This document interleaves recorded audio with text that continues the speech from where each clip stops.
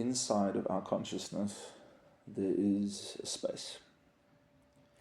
And within that space emerge thoughts, feelings, ideas, perceptions, and all kinds of mental activity.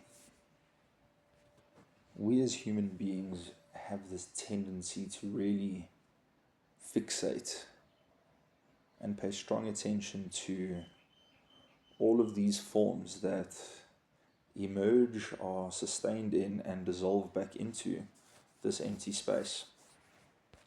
This empty space is filled with thought forms, I would say, at least 95% of the time.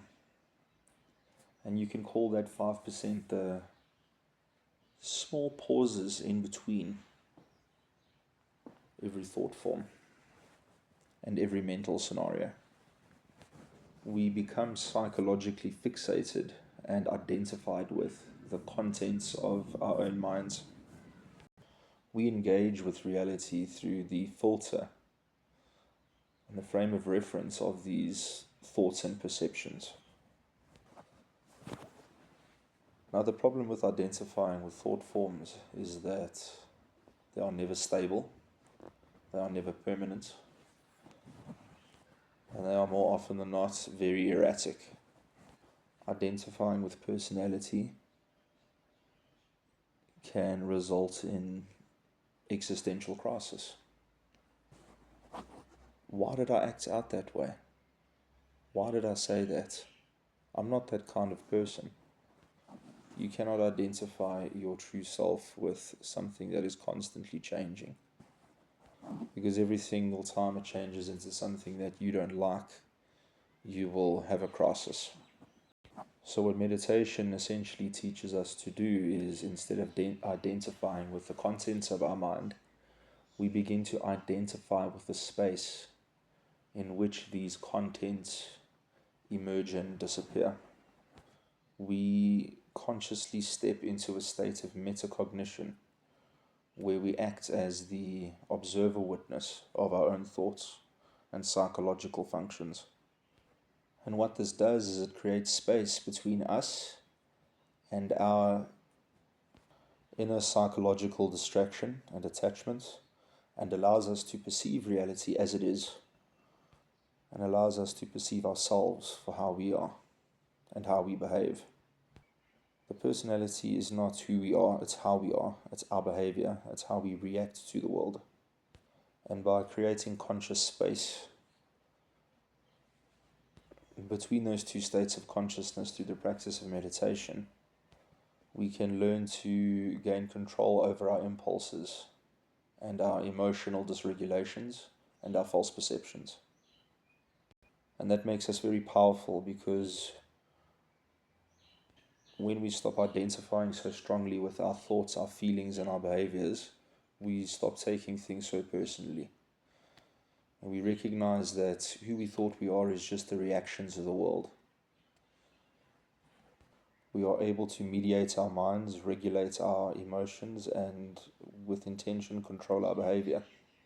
And this is a very powerful survival trait, especially in our society, because of our very entrenched social dynamic.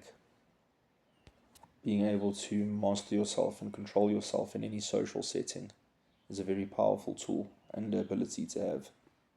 The ability to think clearly and rationally without emotional bias or prejudice. The ability to draw intuitive wisdom from your emotional spectrum instead of being completely controlled by it.